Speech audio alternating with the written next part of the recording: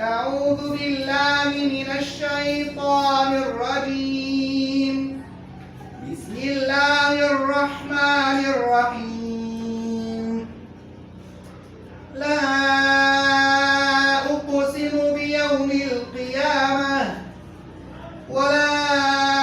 أقسم بالنفس اللوامة. أيحسب الإنسان أن لن نجمع عظامه بلى قادرين على أن نسوي بنانه بل يريد الإنسان ليفجر أمامه يسأل أيان يوم القيامة فإذا برق البصر وخسف القمر وجمع الشمس والقمر يقول الإنسان يومئذ أين المفر كلا لا وزر إلى ربك يومئذ المستقر ينبأ الإنسان يومئذ بما قدم وأخر بل الإنسان على نفسه بصيرة ولو ألقى معاذيره لا تحرك به لسانك لتعجل به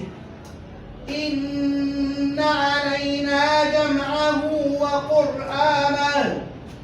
فإذا قرأناه فاتبع قرآنه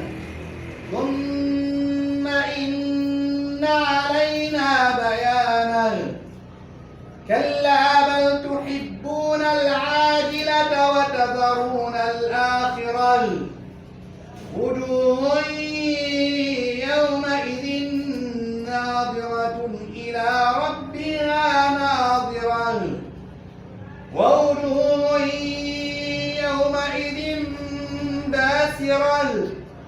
تظن أن يفعل بها فاقرة كلا إذا بلغت التراقي وقيل من راق وظن أنه الفراق والتفت الساق بالساق إلى ربك يومئذ المساق فلا صدق ولا صلى ولكن كذب وتولى ثم ذهب إلى أهله يتمطى أولى لك فأولى ثم أولى لك فأولى أيحسب الإنسان أن يترك سدى ألم يك نطفة من مني يمنى ثم كان علقة فخلق فسوى